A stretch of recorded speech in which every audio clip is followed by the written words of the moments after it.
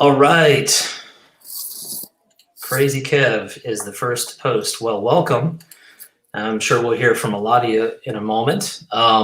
So welcome everybody. Welcome to the channel. My name's Alex. This is my channel, Bowman53. Sometimes Ground Out 53. And this is Hobby Palooza. Really excited to be part of this. My first time joining in with Hobby Palooza. And we're going to be talking about vintage today. No surprise there. And specifically, we're going to be talking with a few collectors that are also YouTubers and how they do what they do. Before we get into that, I wanted to mention that we are going to be doing a giveaway. And this is a giveaway that we'll be doing later on in the stream, courtesy of Bench Clear Media. So they very generously have given us a box. And the box is of 2020 Topps Chrome Formula One. Now, what's the connection between Formula One and vintage? Well, you got me, but hey, maybe you're into Formula One or you're a big Formula One fan. Maybe you have a buddy that is, or maybe you want to like take that Formula One box and sell it and put that money towards a vintage card. What you decide to do with it is entirely up to you, but hey, it's really generous of Bench Clear to offer up a free box of Topps Chrome. So we'll have that drawing at the end of the stream today. It'll be a trivia question. I also want to take this opportunity to thank Mike, Baseball Collector, and Bench Clear in general for putting this all together. And I should also mention that at the end of the stream, I would encourage everybody to check out the next stream, which is going to be the Cardboard Podcast. And that features two gentlemen that are good friends of mine who will no doubt be putting together a incredibly worthy sequel to their incredible, groundbreaking stream from last year, highly memorable stream from last year. So more on that later. We've got some guests that I want to introduce to everybody. So let's get them in here. We've got Nina from Nina S, Josh from J. Stottlemyre 1, and Brent from Near Mint Musings. So we're going to get to hear from all these folks in a second. Everybody in here is a vintage collector, not necessarily just vintage, but everybody here collects a little bit of vintage. Everybody has a different style of collecting in here, and I think that's what's going to be fun about this conversation. And by the way, everybody that you see here, their YouTube channels are linked in the description below. So if for some reason you're not following any of these folks, you should definitely take a moment to subscribe to their channels. So let's get started. Let's have each of you introduce yourself and give us a brief rundown of what you collect in your hobby. So Nina, we'll start with you. Okay. I'm Nina S, located in Ohio. So I am obviously a Ohio teams fan. As a kid, I was a Cincinnati Reds fan. And then I saw the light, as my family would think, and became an Indians fan. Well, along about their World Series run. And I've stuck with the Indians since then. But I started with vintage probably about a year and a half ago, with the help of people like Rick, Vintage Oddball Cards, and Alex. Really kind of got me started. And I kind of said to Rick, where should I start? And he said, why don't you start with Larry Doby? So that was my first step into this world, and I haven't looked back. Nice. Larry Doe is a great place to start. Brent, let's go to you. Yeah, thanks. Brent, Near Mint Musings. I am as you can see, Mariners fan, Griffey, Edgar Martinez, and also a Washington Senators collector. Boom, over here. I live in Washington State, so that makes sense with Seattle. Why Washington Senators? Well, Washington, D.C. became the Minnesota Twins. My family is from Idaho, and more specifically, the hometown birthplace of one Harmon Killebrew. And that's where I was born into a Minnesota Twins fan and have been a Twins and subsequently Washington Senators fan ever since. So I heavily collect both Seattle Mariners and Washington Senators, Minnesota Twins, and also do some Latin American collecting as well, vintage-wise. My wife is Puerto Rican, so Roberto Clemente is, a god in Puerto Rico. So going there in 2019 really opened my eyes to how much Roberto means to the people of Puerto Rico. So that's kind of been another avenue of my vintage collecting as of late. Nice. Okay, Josh. Josh, Jay Stottlemyre, one channel here. Collecting. I've been collecting vintage for about 3 years now. I'd like to say I have a little better focus lately, but I'm all over the place. I'm big on the initial couple classes of the Major League Baseball Hall of Fame.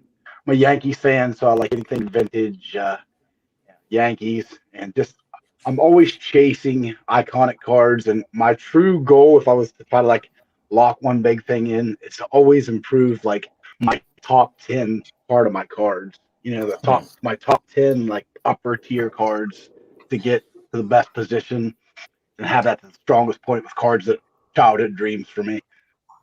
Right. Oh, that's an amazing goal. Just to throw in too, so my focus originally was pure and simple, the 1953 Bowman set. And I want to try to show cards as we talk here. So we're not just talking, but also showing cards. So I pulled this one, which is always a nice one to look at. Looking at cards from this set, I quickly got hooked and pretty much just focused on building that set. After having finished that set, I've really been kind of focused on like 1950s baseball, it seems. I didn't really like choose that specifically, but it seems to be what's happening. Every card I get seems to have been made in the 50s. But I also go for pre-war, so I'll throw this one up here. Probably my biggest pre-war card so far, E95 Ty Cobb.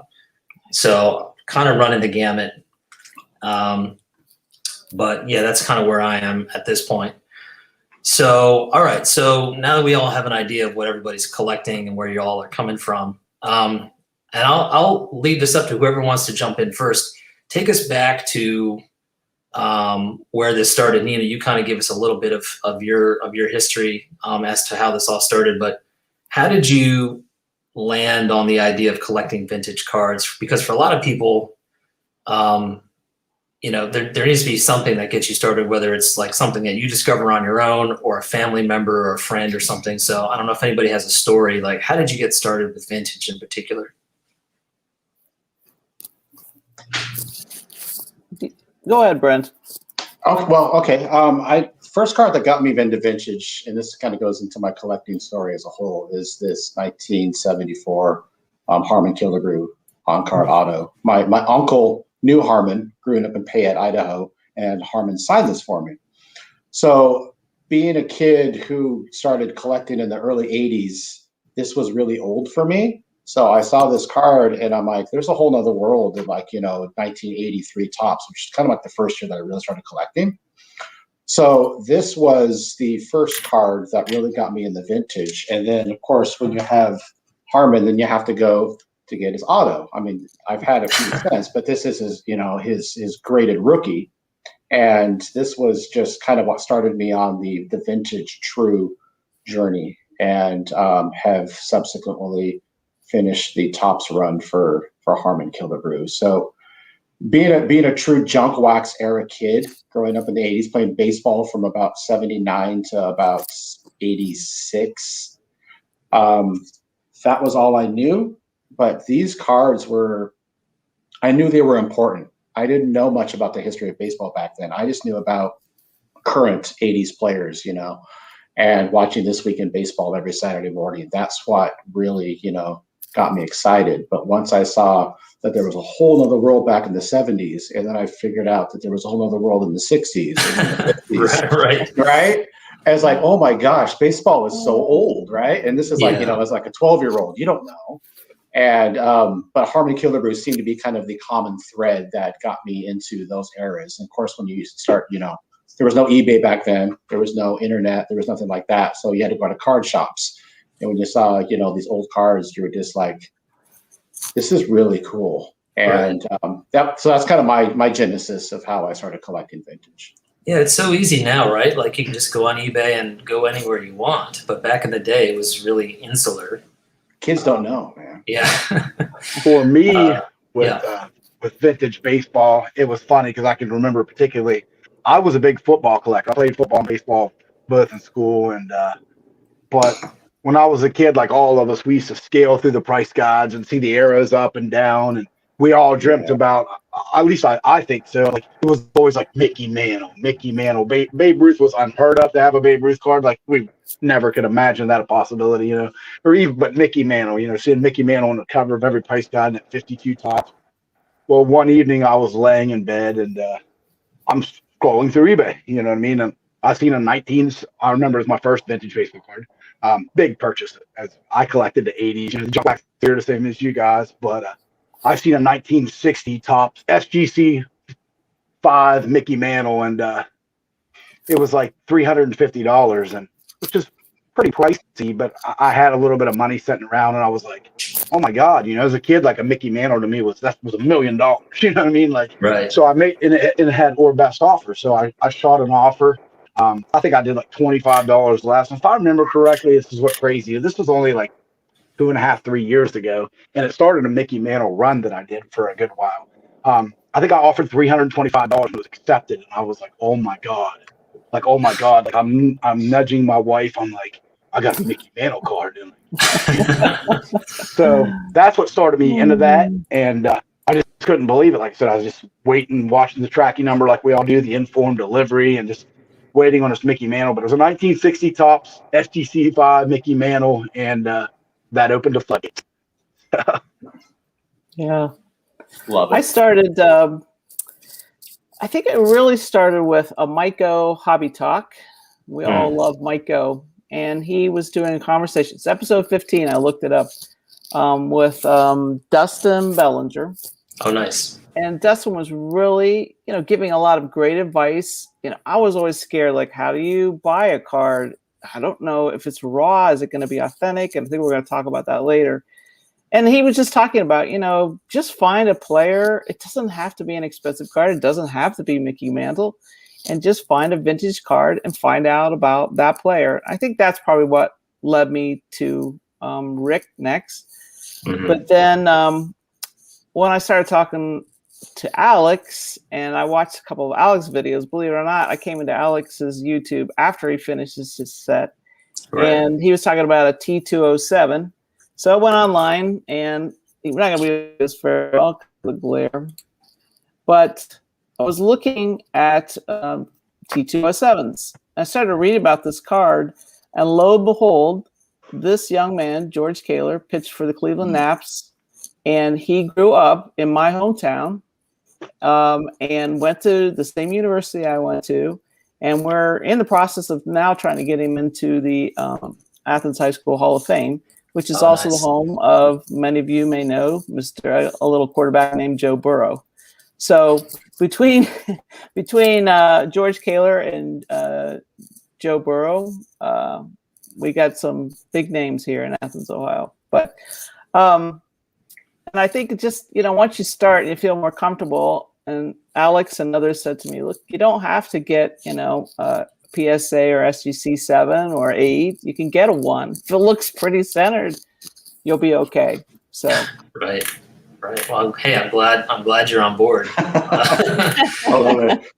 It's your fault, man. Yeah. Hey, I'm willing to take the blame. That's fine. Absolutely. Alex is an inspiration for me too, and Rick as well. Like you said, you mentioned Rick Oddball Cards, dude. I love his channel. He's just so passionate, happy, smiling, great cards, enjoys his cards. And then Alex, I caught on his channel while he was still building his set, and I'm like, wow, this guy has great editing. I think we reached out, we talked a few times via email, and I'm like, man, I'm like ridiculous with editing. I'm so bland and boring. You have this great background and intro music, and I'm like, Right.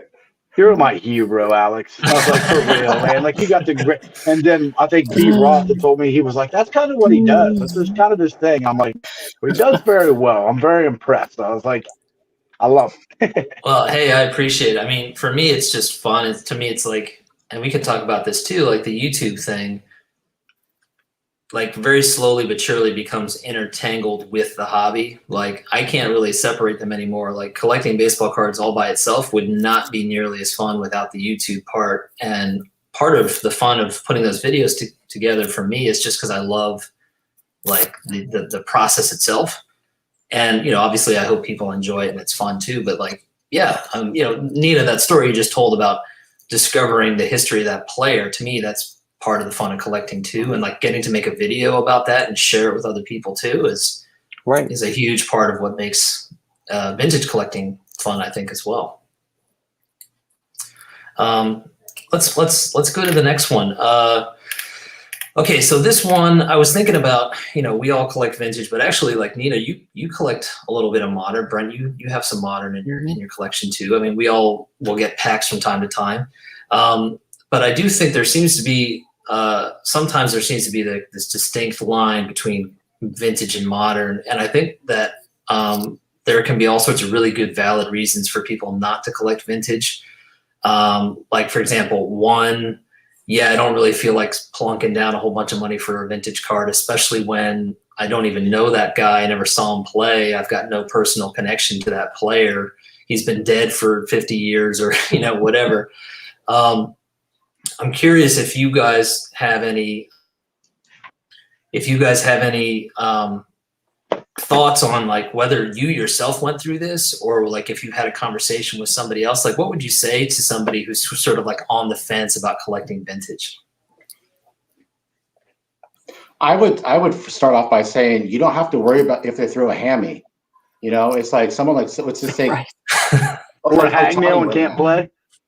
Ohtani is just other level right now, right? And I'm in such awe of him. But he is one hamstring away from, you know what I mean? And I wish that doesn't happen to anybody ever. But there's that solace in knowing that in vintage you don't have to worry about the getting an injury or them, any of their status changing. It's kind of set in stone. Now, you can conversely say, yeah, but I'm not living their experience right now, which is valid. I get that. We all have, current players right now that we really enjoy.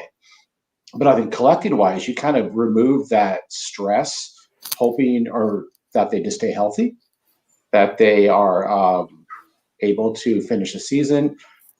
So there, I guess there's that thought process that you don't have to worry about that anymore.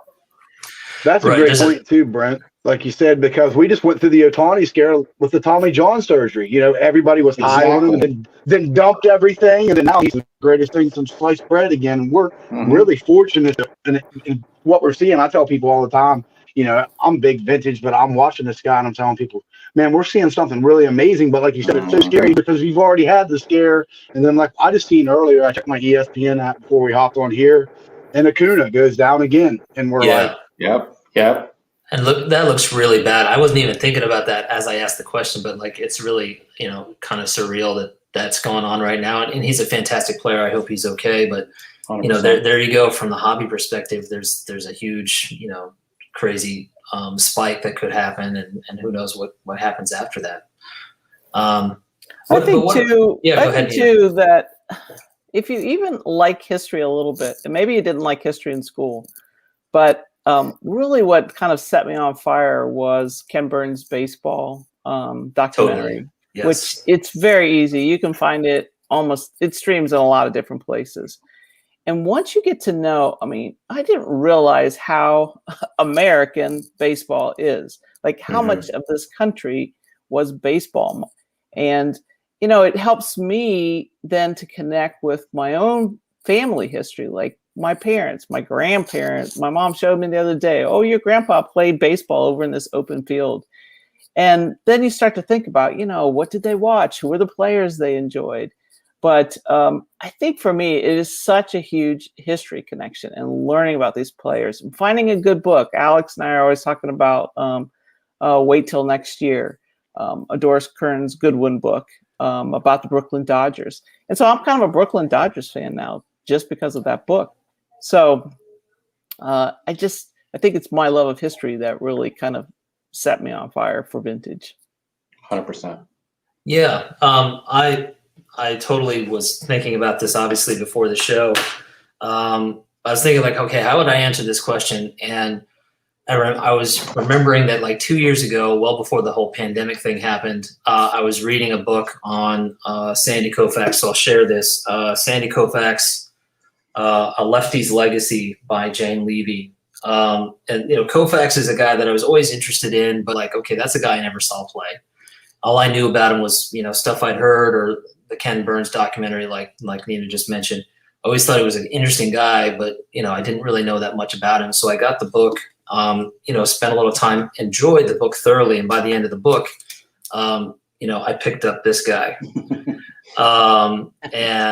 This is a card I'm very happy to have, and I'm very happy I got it when I did. Although I do think, among rookie cards, this is still a reasonable card to get compared to others. But, the thing that I'm really happy about is that when I look at this card, what I think about is actually reading that book and like what I learned about the guy and how much I respect him, not just because he's a big name in the game, but like the stuff that he went through and his approach and how he handled the media and, just that world in 1960s baseball in Los Angeles. And, that's what I think about when I look at the card, which to me makes the card even more valuable than whatever the sticker price is. So, the history of the game totally gets attached to it as well. Right. And I think you said, like, I do collect modern. As an Indians fan and a Reds fan, I watch these guys every day. Sure. And I like to have their cards. And, the Indians, by and large, are pretty cheap to buy right now. So I have just keep those in a notebook. And hopefully someday that will be history for somebody else who wondered about the Indians in the early 2000s. So Right. That's what it's all about. For real. Yep. All right, so here, this could potentially be a painful one. We'll see how it goes. What's the biggest mistake you've ever made? If you've made one, maybe you haven't, or the time when you feel like you've gone off the rails the most in your collecting. And if you have a story, what's your cautionary tale? What's your takeaway? What you learned from that experience? Whether it was like a card or like I'm going to start collecting this, and then you kind of pull the stops on that idea. Anybody have a story? I can give one maybe a little bit. It's not a horror story by any means, but I'm super passionate and I'm all in when I do something. So I Sure. get extremely like crazy driven, focused. That's just my personality. I'm all in when I do something. I've had the bright idea a couple of times. The T206, as I showed up earlier, the pioneers of the game. I've had the great idea. I started collecting a lot of. I wanted to do the subset of all the Hall of Famers, and I was about halfway through, but it got to be a daunting task.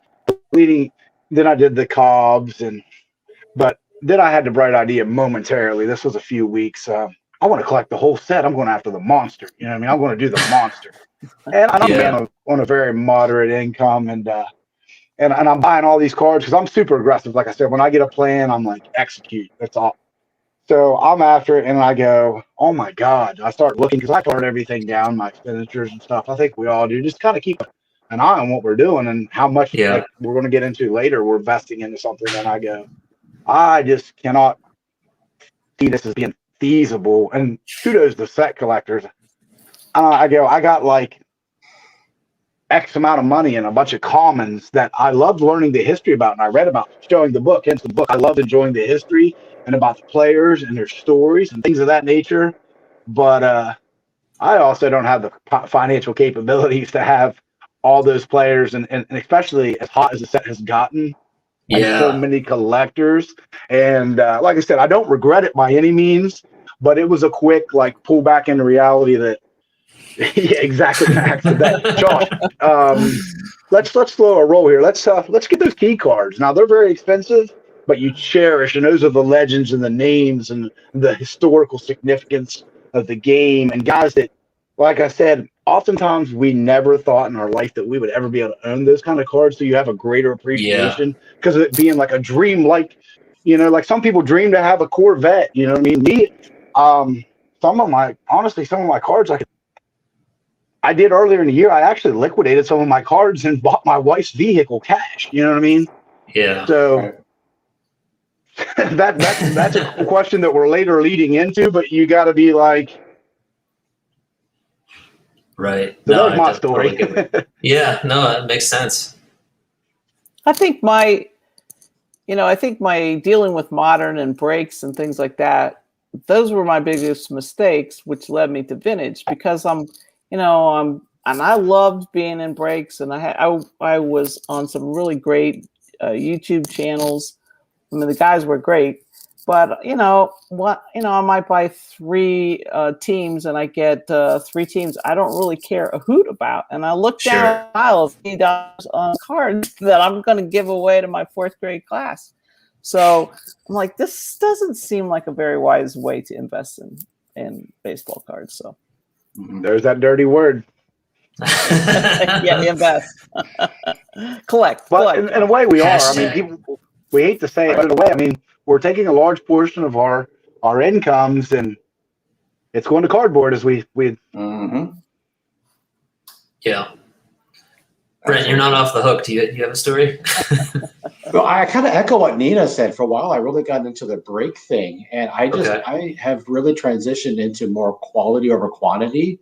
So Yeah. I would get a bunch of cards that I just like, yeah, this is my team, but do I really care about 2020 whatever? Sure.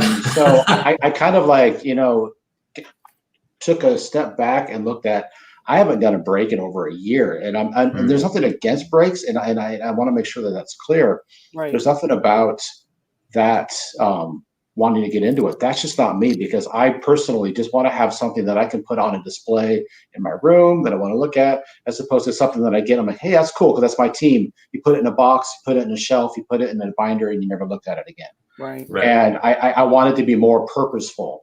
And sometimes that means taking a step back and just waiting. And patience, good grief, that's hard. And I know, Alex, you've talked about that on your channel before. Patience is so hard. FOMO, the fear of missing out, is so real. Right. And I have, succumbed to that at times. And I think just, wanting to have something that's meaningful, that I can feel like, that's going to go on that shelf right in front of me. So I'm sitting at my desk, I look at it, as opposed to, oh, I forgot I had that, because it's pushed away into a box, So I guess that's kind of my, live and learn kind of moment. So I echo what Nina said. Well, I'll share mine. For the longest time, I feel like I had smooth sailing because I had that set that I was building. And I hear some people saying like, oh, I could never build a set. I will always recommend to everybody at some point in your hobby life to build a set, because I can't adequately express how much fun it is. It's incredibly fun. It's fun to have focus. Everyone's like, oh, wow, you're so focused. Like, well, no, it's because it was so easy. It's because I didn't have to think about anything else, because it's like, all right, there's 160 cards in this set. Let's get going, right? And like seeing that number dwindle down and enjoying each and every card coming in and making every video. I mean, I also say, like, when I first started that set, I didn't know there was a YouTube community. I didn't know anything about baseball cards, honestly, or grading or anything else. By the time I finished that set, I had a channel. I had a bunch of friends that were excited for me having built that set. I had people that were like helping me find the last few cards. That, like, it was like a complete arc of a story to build that set. And like that set made that possible. So, building a set is fun. So I'll just say that. But when I was done, boy, I was lost. I was like, what do I do now? What do I do now? You grabbed that awesome cob there not long afterwards. Well, that's true. But for me, it felt like a long time after. I wasn't sure what to do. And so for like maybe a month or two, actually before I had finished the 53 set, I dabbled with 54 Bowman. And I wasn't going to go for the whole set, but I started looking through the 54 Bowman set and saying, okay, I kind of like this card. I kind of like that card. There wasn't any rhyme or reason. I wasn't like picking out the Hall of Famers. I was just kind of picking out cards that I seemed to like. And they were pretty cheap at the time. This was like 3 or 4 years ago now, I guess. And so I was picking them up. And I was like, okay, that's cool. And I get another one in the mail. Okay, that card's cool.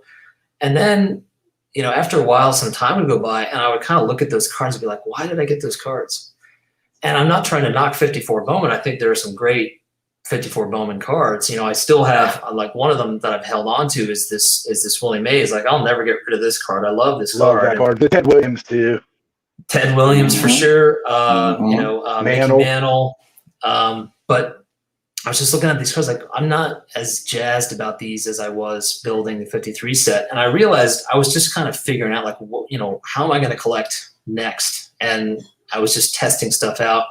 And I realized cherry picking cards from certain sets was probably not going to work for me.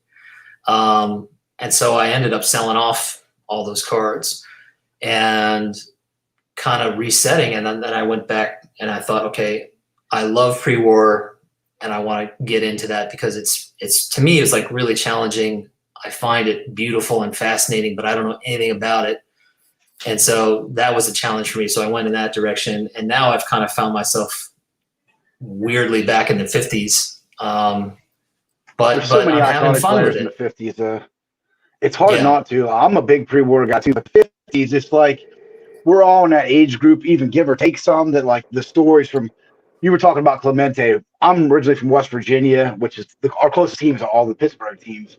And my dad, like Roberto Clemente is freaking God, Shout out to Lou Rock on that one. But just a freaking, my dad would tell me about these guys. And those were the guys that were just going long enough we never really saw, but you heard in this mythical esteem of the Mays, the Mantle, a lot of people, My dad talked a lot about Dave Parker because of Pittsburgh, the Cobra, Willie Stargell, and my uncles, and I'd always hear about those guys. So it's easy to just fall into that too and watch other channels. You watch another channel and you see a card you love, because I think we're all just really passionate. It's kind of easy to get lost because I see you put up something, I'm like, dude, I love that. I gotta have it. I want it. I start looking at it, and all of a sudden you're over here, and you're over here, and you're over here, and you go, oh man! And like you said, you sit down and you look, and a great card, you don't regret it, but you're like, hold on, I've got to get.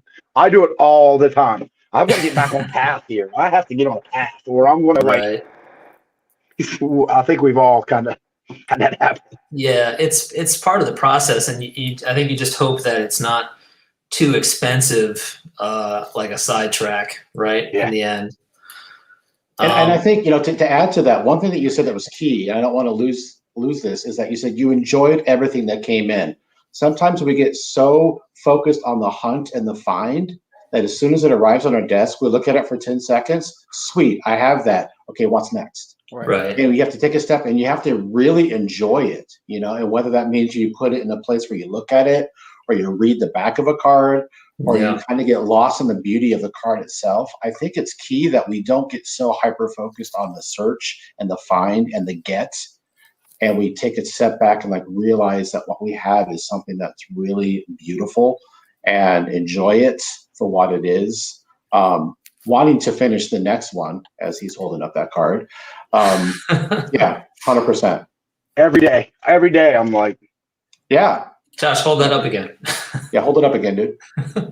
Just good for you guys to see it. Good glare. Oh, Yeah, no, good that's for you, great. man. Good for you. Yeah. Every day, I go in and I'm just like, wow. And then that's what's really, really cool. Yeah. Wow. You know what I mean? So, gotta hold on to Absolutely. that, man. That's 100%. Yeah. That's so cool, dude. Absolutely. Yeah, when I was building the 53 set, I had this weird little ritual that went along with it. Like I got the card, I was happy to get it. I opened up Wikipedia and Baseball Reference and kind of learned about the player a little bit, made the video, the 53-second video that went along with that card. And I feel like that card had its due. I really enjoyed that. And then I moved on to the next one. And whatever you do, you do your thing, but finding a way to appreciate what you have makes the whole hobby much more enjoyable. And just like you're saying, Josh, I think we all probably do this, walking into my office or wherever you have your cards and just getting to see your cards and displaying them and just reminding yourself oh man, I have that card. It doesn't even have to be like a cob either. Then, like you said earlier, it's kind of mentioned on our list of topics. I have another really cool one. Sean Tieford, he got this for me and sent it to me in the mail. It's a Relic card. And, everybody knows I'm a vintage guy, through and through, but it's a really cool Relic Babe Ruth. It has a piece of the original Yankee Stadium in it. And these are all common today, but honest to God, it meant the world to me. It was really thoughtful of Sean. he knew what I was collecting, and he sent me a couple little like relic cards and stuff. And I know a lot of people think, well, because you have some cards, like, hey, this meant the world to me. I think it's a really cool card, and it's today, and it's Right. modern, but I was super. I mean, it's laying right here on top with a green coffer now for me to show tonight because I was just really appreciative of the kind gesture, and I think it's awesome. You know what I mean? As I drop my earphone.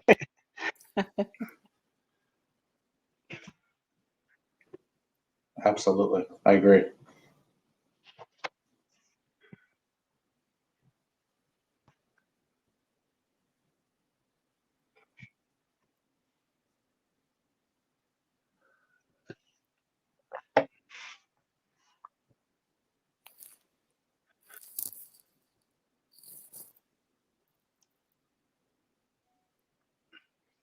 Is Alex there? Yeah. Uh-oh. Uh-oh. I think Alex made a cut out. Oh, for a moment. is that Babe Ruth part? What's the relic part of that card? I'm curious. It's a leaf metal, and the inside is actually a original Yankee Stadium seat. Like from the original one when Babe Ruth played, or from the older one, right? Yeah, the old stadium. Like I said, I thought it was so cool and so neat because like it's not my thing, but I still enjoy it and just think it's, like I said, so awesome because I've seen some of these when I got back into collecting pretty heavily about 4 years ago, and I thought it was neat. I didn't realize how common it was for these jersey sloths, and because like I said, I was a '80s baby and grew up on stuff like that, and I think stuff like this is super neat and it's very, very cool. I can't fathom cutting up jerseys of these legends and stuff like they do, but I mean, exactly.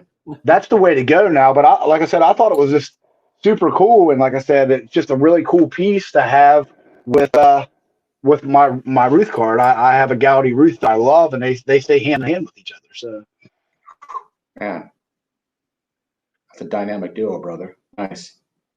Yeah. Like I said, I love the cards. Like I said, it's another one I take out. Maybe we'll take a look at later, but we'll go ahead and continue on here. And I see we got Alex back. So, while we did momentarily.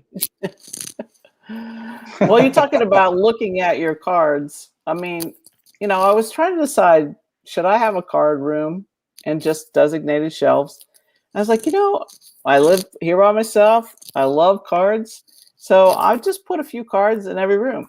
And so I go into that room. I'm like, cool. I can admire this card today, or this collection is in this room. And so I kind of have a baseball card museum here because like you were talking a little bit earlier, Brent, sometimes things were getting stuck away in a closet. And I'm like, that's a lot of money just to pile it away in a closet.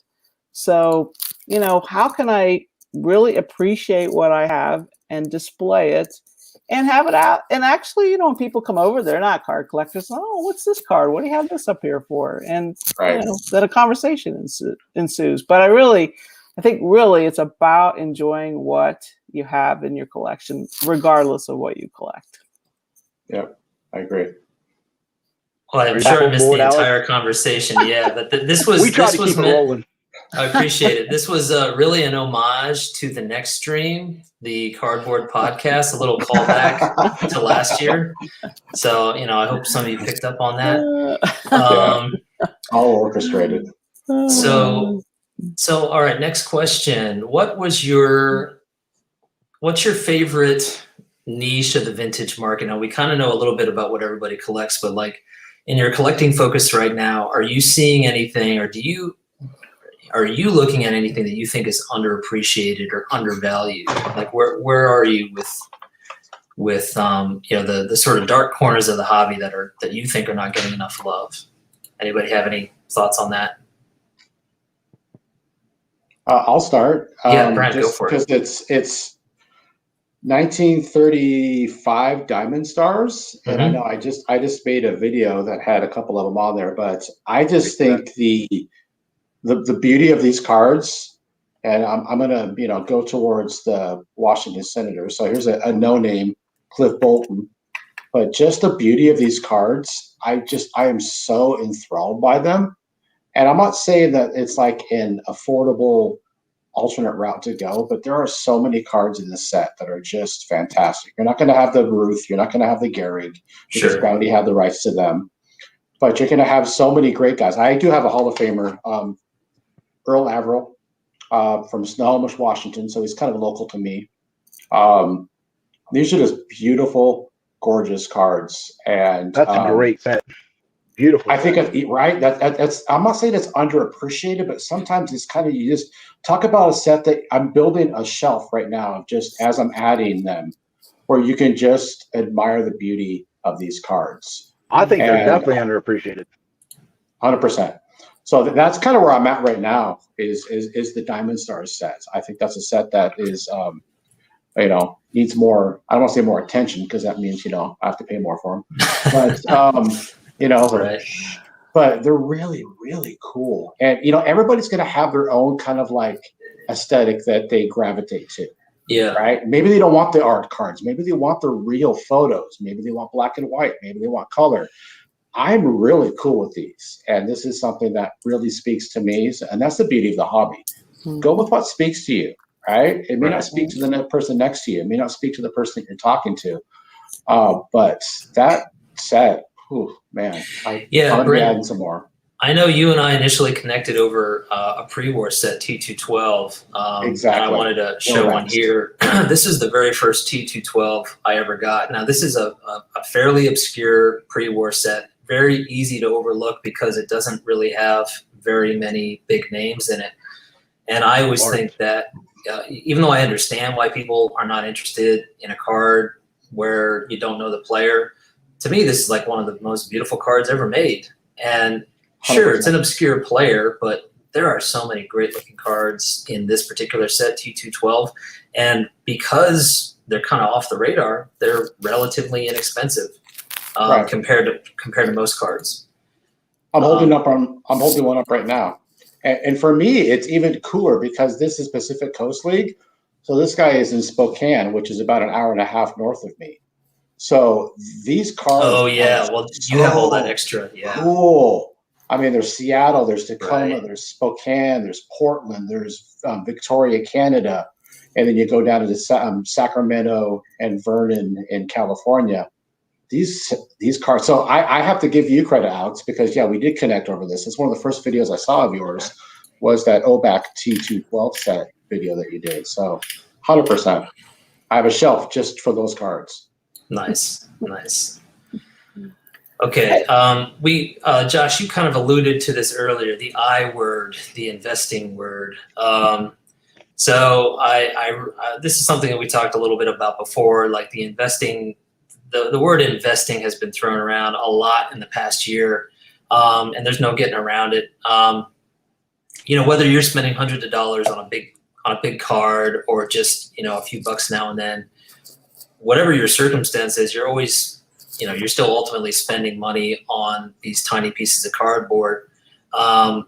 Do you ever like stop and think about that? Do you have people in your life that are like actively talking to you about that or questioning you about that? And like anything you want to share on that side of things, or how you kind of justify it for yourself, or what you talk about with anybody in your life that's wondering, hey, how come you're so obsessed with these little tiny pictures of men? I actually do, and I've come to the realization of my best way to explain this in a very simplistic term to somebody outside of the hobby. My wife has a wonderful eye, and she helps me all the time pick out cards, dude. She's amazing. I take her to shows with me. She was with me when I picked up my Mantle rookie. She's picked out several cards with me, and she knows. And on my card recently, normally I do PayPal, whatnot, exchanges, in-hand exchanges, cash. She doesn't necessarily know the amount, but recently when I added this to my recent YouTube video, I added this back to my collection. I actually have it holder here. Oh, wow. I added my Mickey Mantle rookie card. Let me take it out here so it's better look. She wrote the check. So she knows the figure, which I'm not going to really get into, but I had to replace this in my collection, and I was very fortunate to be able to. So she's seen the amount. And here's my best way to put this to people is, and I think it's a good point, without looking at it as investing. If you do invest in stocks, or besides buying lands and homes, if we buy a car, it generally, you have to have a car, of course. We don't have to have baseball cards. But when you buy a car, it's generally going to depreciate from the moment you drive it off the lot as it goes, as it rolls, even as much use and sentimental value, like dates, events that you travel, road trips in a car, Yeah, it will depreciate. sure. With us talking about the vintage hobby, for the most part, it almost can't miss. Besides this, we all know how crazy this past year has been. So we can kind of throw that time window out, but you are not going generally to be able to spend this kind of money on something that will very likely not at least depreciate, or in this case, I really feel, personal opinion, a lot of these are never going to depreciate. They will at least maintain value at a very high percentile or percentage. So that's my justification. Instead of playing the stock market or stocks, like the modern stuff, I will get rid of. I'll drop the bottom of my collection when they have accelerated to a high growth. I drop them. I set that money back. I take that money, what I initially spent, I keep. What I made, I will put my savings or give to my family or do what I can to spoil my wife or my stepdaughter. And then the other money I initially put in, I will step back, step back, step back, step back, have a target, and add my big cards, my top 10, like I was talking about. And I've had really, really great success, and I've been very fortunate, very blessed with that. So to me, what else can you buy normally besides homes and land that is not going to greatly depreciate, if not like a car that may only minutely depreciate, but most oftentimes only appreciate and gain in value? That's Right. my simple terms to like explain it to somebody that doesn't really understand, if I want to put it in layman's terms. That's how I look at it. Right. And going back to what Brent was saying earlier about cards from players where we know the history is kind of set in stone, right? There's a certain level of assurance there that, we know the history, and it's only going to become more respected over time. So fair enough. I think Eddie's baseball, I forgot Eddie's whole name there, but Eddie made the point too that it's like investing in art, really. I mean, it's no different. And if it's something that you value and it has a value, like Josh says, it's probably not going to decline in value. If anything, it'll appreciate, then, go for it. I think, but a lot of people have a lot of different hobbies. And so this just happens to be our hobby. And, if any of my friends are like, oh, I'll say, well, how much did you spend on those 10 new pairs of shoes you just bought? I mean, like, everybody has money that they spend on things that just bring them joy, which is what the cards do for me. Yep. Right. Absolutely. Okay. Let's see. We kind of talked about this a little bit here and there, but do you have a particular way that you enjoy the cards that you already have? We talked, Brent mentioned earlier about appreciating what you have and not always be thinking about, what's next. Do you have a way that you do that? Like, how often are you going back and looking at your cards? What's your display set up? Have you been thinking about that? Does it change? What's your sort of situation? And I think a lot of this might have been talked about when I jumped out of the room. So don't feel free to not repeat yourself. But Nina had an idea. Why don't you talk about yours, Nina? I thought that was really cool.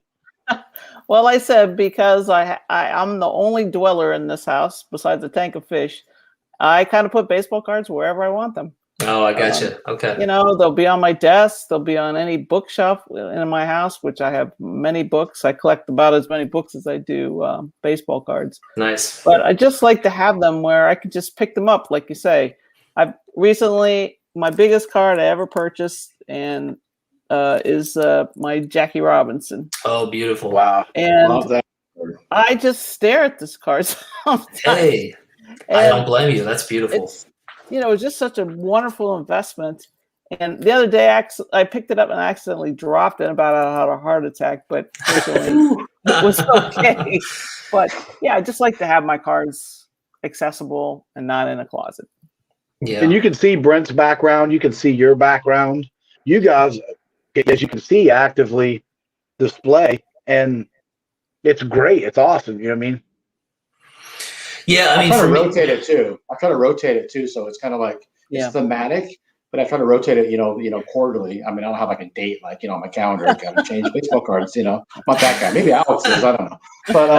no, not yet. But yeah, you try to refresh, right? So you kind of Yeah, definitely. And also, what I found is that I like getting the individual cards, definitely, but I also like to think about like, okay, how do these all go together? And when you see them all together, it's like there's a nice kind of collage of baseball history and different players and different styles of cards, and they all kind of interact with each other in a way. It's like putting your team on the diamond in a way, and there's something nice about that too, to see them all together. All right, well, you know what, we got about 10 minutes left, so I think what we should probably do is just show some cards. Do you guys have some cards put aside that that you haven't shown yet that you'd like to show? And Josh, I think Josh has what might be a Hobby Palooza first, which is opening mail during a live stream. We don't know what it is. I think Josh has some idea what it is, but I think this would be kind of cool to see what you got, man. Don't let me steal thunder. If you guys have cards to show while I'm cutting here just a little bit, which won't take me too long, you guys go ahead, because I'm always up for seeing awesome cards too. So I'm more than happy to see you guys and stuff as I'm opening here. So. Okay, great. So while he's cutting, Nina or Brent, anything? I have one card that Alex, you helped me buy. Oh, great! I saw B-Roth in here a little while ago, and I was hunting down a Frank Robinson. Oh, absolutely. I had one on eBay, and Alex is like, "Well, I think you can do better." And then he found this on Brian's Instagram, and Brian had sent it away, and so I love this card because not only do I love Frank Robinson, but I also like that it was connected to Alex and to Brian. Hey, that's great. I'm so glad that worked out. And, it's the part of the fun is the hunt, right? And like finding the right one. Josh, you got it open? Got it open. Whoa. Dude. Oh, my gosh. A small upgrade for me. My focus right now, and as of late, as like I said, I get a little scatterbrained, is I'm building the examples that I want. I've done this before, but I'm making myself be patient. I'm doing the examples I want of the initial Hall of Fame class. Right. And I was just looking this over before we put it on camera, and it's very little chipping. It's a beautiful T205 Christy Mathewson. It's my favorite card of his. Besides, I like getting the Cracker Jack a lot. This was the more affordable, and actually it's still my number one as far as picture, but with the polar bear back.